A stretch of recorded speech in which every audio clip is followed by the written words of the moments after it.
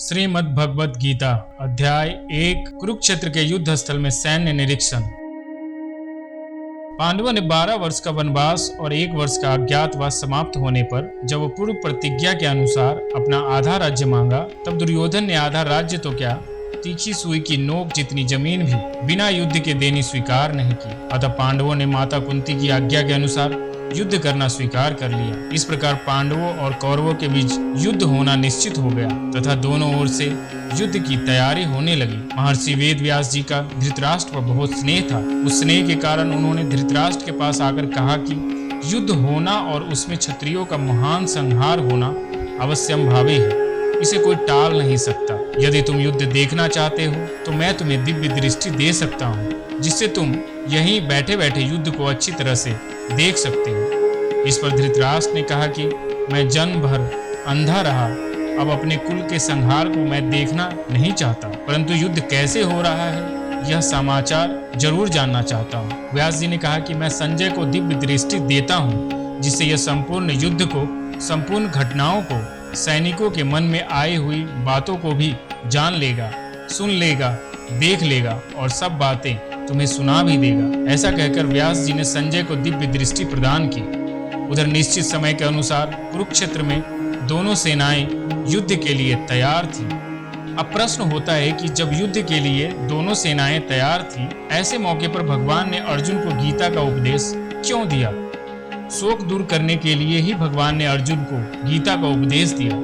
अर्जुन को शोक कब हुआ और क्यों हुआ? जब अर्जुन ने दोनों सेनाओं में अपने ही निजी कुटुंबियों को देखा और सोचा कि दोनों तरफ हमारे ही कुटुंबी मरेंगे, तब ममता के कारण उनको शोक हुआ। अर्जुन ने दोनों सेनाओं में अपने कुटुंबियों को क्यों देखा? भगवान श्री कृष्ण ने जब दोनों सेनाओं के बीच में रथ खड़ा करके अर्जुन से कहा कि तुम युद्ध की इच्छा से इकट्ठे हुए इन कुरुवंशियों को देखो, तब अर्जुन ने अपने कुटुंबियों को देखा। भगवान ने अर्जुन को दोनों सेनाओं में कुरुवंशियों को देखने के लिए क्यों कहा? अर्जुन ने पहले भगवान से कहा था कि हे अच्युत, दोनों सेनाओं के बीच में मेरा रथ खड़ा करो, जिससे मैं देख सकूं कि यहाँ मेरे साथ 2 हाथ करने वाले कौन हैं। अर्जुन ने ऐसा क्यों कहा? जब युद्ध की तैयारी के बाजे बजे, तब उत्साह में भरकर अर्जुन ने दोनों सेनाओं के बीच में रथ खड़ा करने के लिए भगवान से कहा। बाजे क्यों बजे? कौरव सेना के मुख्य सेनापति भीष्म जी ने जब सिंह की दहाड़ के समान गरजकर शंख बजाया, तब कौरव सेना के बाजे बजे और पांडव सेना के भी बाजे बजे। भीष्म जी ने शंख क्यों बजाया? दुर्योधन को हर्षित करने के लिए भीष्म जी ने शंख बजाया। दुर्योधन अप्रसन्न क्यों था? दुर्योधन ने गुरु द्रोणाचार्य के पास जाकर कहा कि आपके प्रतिपक्ष में पांडवों की सेना खड़ी है, इसको देखिए। अर्थात जिन पांडवों पर आप प्रेम स्नेह रखते हैं, वे ही आपके विरोध में खड़े हैं। पांडव सेना की वीर रचना भी धृष्टद्युम्न के द्वारा की गई है, जो आपको मारने के लिए ही उत्पन्न हुआ है। इस प्रकार दुर्योधन की चालाकी से, राजनीति से भरी हुई तीखी बातों को सुनकर द्रोणाचार्य चुप रहे, कुछ बोले नहीं। इससे दुर्योधन अप्रसन्न हो गया। द्रोणाचार्य चुप क्यों रहे? दुर्योधन ने द्रोणाचार्य को उकसाने के लिए चालाकी से राजनीति की। जो बातें कही वे बातें द्रोणाचार्य को बुरी लगी। उन्होंने यह सोचा कि अगर मैं इन बातों का खंडन करूं तो युद्ध के मौके पर आपस में खटपट हो जाएगी, जो उचित नहीं है। मैं इन बातों का अनुमोदन भी नहीं कर सकता, क्योंकि यह चालाकी से बातचीत कर रहा है, सरलता से बातचीत नहीं कर रहा है। इसीलिए द्रोणाचार्य चुप रहे। दुर्योधन ने ऐसी बातें कब कही और क्यों कही? दुर्योधन ने विवकार खड़ी हुई पांडव सेना को देखकर गुरु द्रोणाचार्य को उकसाने के लिए ऐसी बातें कही। इसका वर्णन संजय ने धृतराष्ट्र के प्रति किया है। संजय ने यह वर्णन धृतराष्ट्र के प्रति क्यों किया? जब धृतराष्ट्र ने युद्ध की कथा को आरंभ से विस्तार पूर्वक सुनना चाहा, तब संजय ने ये सब बातें धृतराष्ट्र से कही।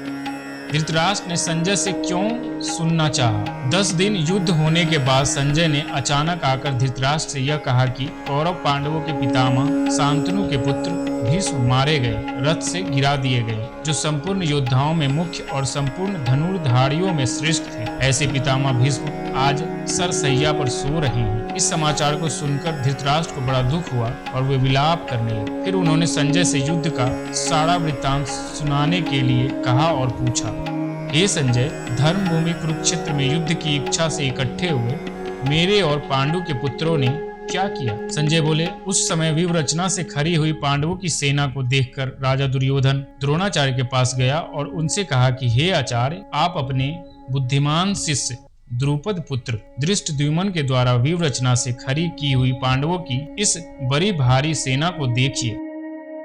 पांडवों की सेना में मैं किन किन को देखूं? दुर्योधन, पांडवों की इस सेना में बड़े बड़े सूरवीर हैं, जिनके बहुत बड़े बड़े धनुष हैं तथा जो बल में भीम के समान और युद्ध कला में अर्जुन के समान है। इनमें युयुधान, राजा विराट और महारथी द्रुपद भी है। दृष्टकेतु, चेकितान और पराक्रमी काशीराज भी है। पुरुजित और कुंती भोज ये दोनों भाई तथा मनुष्यों में श्रेष्ठ सैव्य भी है। पराक्रमी युद्धामन्यु और बलवान उत्मौजा भी है। सुभद्रा पुत्र अभिमन्यु और द्रौपदी के 5 पुत्र भी है। ये सब के सब महारथी हैं। पांडव सेना के सूरवीरों के नाम तो तुमने बता दिए, पर अपनी सेना के सूरवीर कौन कौन है दुर्योधन? हे द्विजोत्तम, हमारी सेना में जो विशेष विशेष पुरुष हैं उन पर भी ध्यान दीजिए। आप द्रोणाचार्य, पितामह भीष्म, कर्ण, संग्राम विजयी कृपाचार्य, अश्वत्थामा, विकर्ण और सोमदत्त का पुत्र भूरिश्रवा तथा इनके सिवाय और भी बहुत से सूरवीर हैं, जिन्होंने मेरे लिए अपने जीने की इच्छा भी त्याग कर दिया है और जो अनेक प्रकार के अस्त्र शस्त्र चलाने में निपुण तथा युद्ध कला में अत्यंत चतुर हैं। दोनों सेनाओं के प्रधान योद्धाओं को दिखाने के बाद दुर्योधन ने क्या किया? संजय, दुर्योधन ने अपने मन में विचार किया कि उभय पक्षपाती, दोनों पक्ष का लेने वाला भीष्म के द्वारा रक्षित हमारी सेना पांडव सेना पर विजय करने में असमर्थ है और निज पक्षपाती, केवल अपना ही पक्ष लेने वाले भीम के द्वारा रक्षित पांडवों की सेना हमारी सेना पर विजय करने में समर्थ है।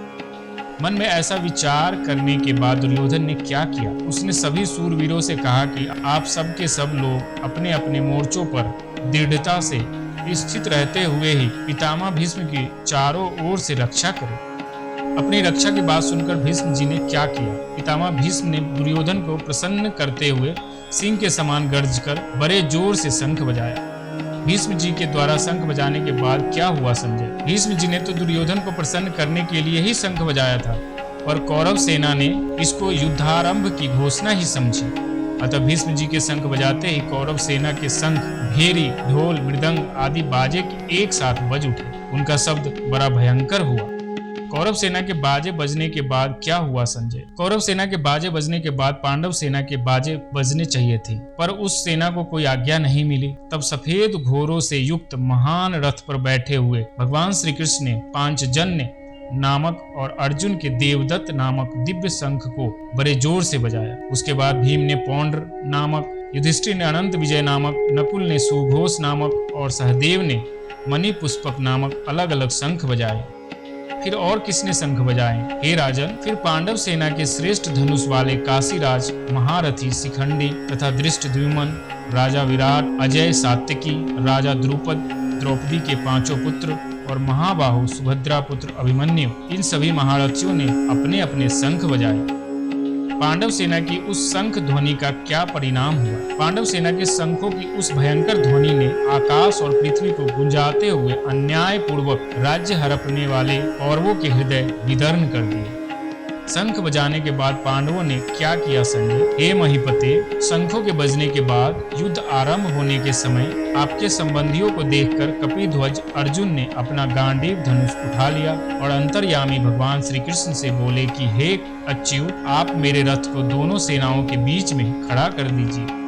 रथ को बीच में क्यों खड़ा करूं अर्जुन? मैं इस रणभूमि में खड़े हुए युद्ध की इच्छा वाले सूरवीरों को देख लूं कि मुझे किन किन के साथ युद्ध करना है। यहाँ युद्ध में जो ये राजलोक दुर्योधन का प्रिय करने की इच्छा से इकट्ठे हुए हैं, उनको भी मैं देख लूं। अर्जुन के ऐसा कहने पर भगवान ने क्या किया संजय? संजय बोले, हे राजन, निद्रा विजयी अर्जुन के ऐसा कहने पर अंतर्यामी भगवान श्री कृष्ण ने दोनों सेनाओं के मध्य भाग में पितामह भीष्म और आचार्य द्रोण के सामने तथा संपूर्ण राजाओं के सामने रथ को खड़ा करके कहा कि हे पार्थ, इन इकट्ठे हुए कुरुवंशियों को देख।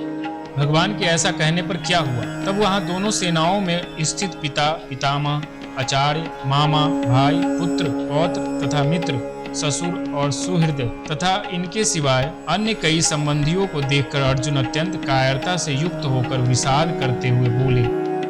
अर्जुन क्या बोले संजय? अर्जुन बोले, हे कृष्ण, अपने खास कुटुंबियों को युद्ध के लिए सामने खड़े हुए देखकर मेरे सब अंग शिथिल हो रहे हैं। मुख सूख रहा है, शरीर में कपकपी आ रही है, रोंगटे खड़े हो रहे हैं, हाथ से गांडीव धनुष गिर रहा है और त्वचा भी जल रही है। मेरा मन भ्रमित हो रहा है और मैं खड़े रहने में भी असमर्थ हो रहा हूँ। इसके सिवाय और क्या देख रहे हो अर्जुन? हे केशव, मैं शकुनों को भी विपरीत देख रहा हूँ और युद्ध में इन कुटुंबियों को मारकर कोई लाभ भी नहीं देख रहा हूँ। इनको मारे बिना राज्य कैसे मिलेगा? हे कृष्ण, मैं न तो विजय चाहता हूँ, न राज्य चाहता हूँ और न सुखों को ही चाहता हूँ। हे गोविंद, हम लोगों को राज्य से, भोगों से अथवा जीने से भी क्या लाभ?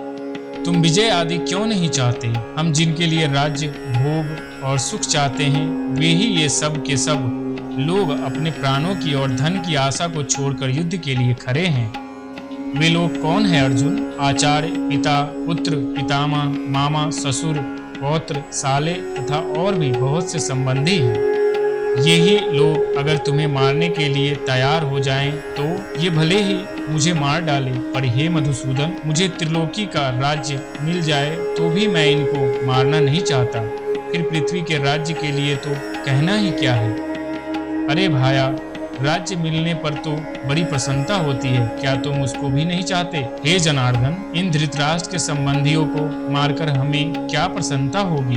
इन आतताइयों को मारने से तो हमें पाप ही लगेगा। इसीलिए हे माधव, इन धृतराष्ट्र संबंधियों को हम मारना नहीं चाहते, क्योंकि हे माधव, अपने कुटुंबियों को मारकर हम कैसे सुखी हो सकते हैं? ये तो तुम्हें मारने के लिए तैयार ही हैं। तुम ही पीछे क्यों हट रहे हो? महाराज, इनका तो लोभ के कारण विवेक विचार लुप्त हो गया है, इसीलिए ये दुर्योधन आदि कुल के नाश से होने वाले दोष को और मित्र दोह से होने वाले पाप को नहीं देख रहे हैं। तो भी हे जनार्दन, कुल के नाश से होने वाले दोष को जानने वाले हम लोगों को तो इस पाप से बचना ही चाहिए।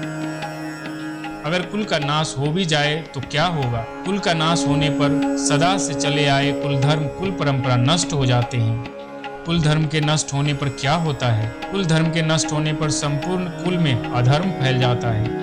अधर्म के फैल जाने से क्या होता है? अधर्म के फैल जाने से कुल की स्त्रियां दूषित हो जाती है। स्त्रियों के दूषित होने से क्या होता है? स्त्रियों के दूषित होने से वर्ण संकर पैदा होता है। वर्ण संकर पैदा होने से क्या होता है? वह वर्ण संकर कुल घातियों, कुल का नाश करने वालों को और संपूर्ण कुल को नरकों में ले जाने वाला होता है तथा पिंड और पानी न मिलने से उनके पितर भी अपने स्थान से गिर जाते हैं। इन वर्ण संकर पैदा करने वाले दोषों से कुल घातियों के सदा से चलते आए कुल धर्म और जाति धर्म दोनों नष्ट हो जाते हैं। जिनके कुल धर्म नष्ट हो जाते हैं, उन मनुष्यों का क्या होता है? हे जनार्दन, उन मनुष्यों को बहुत समय तक नरकों में निवास करना पड़ता है, ऐसा हम सुनते आए हैं। युद्ध के ऐसे परिणाम को जब तुम पहले से ही जानते हो तो फिर तुम युद्ध के लिए तैयार ही क्यों हुए? यही तो बड़े आश्चर्य और खेद की बात है कि हम लोग बड़ा भारी पाप करने का निश्चय कर बैठे हैं, जो कि राज्य और सुख के लोभ से अपने कुटुंबियों को मारने के लिए तैयार हो गए हैं। अब तुम क्या करना चाहते हो? मैं अस्त्र शस्त्र छोड़कर युद्ध से हट जाऊंगा। अगर मेरे द्वारा ऐसा करने पर भी हाथों में शस्त्र लिए हुए दुर्योधन आदि मुझे मार दे तो वह मारना भी मेरे लिए बड़ा हितकारक होगा। ऐसा कहने के बाद अर्जुन ने क्या किया संजय? संजय बोले, ऐसा कहकर शोक से व्याकुल मन वाले अर्जुन ने बाण सहित धनुष का त्याग कर दिया और रथ के मध्य भाग में बैठ गए।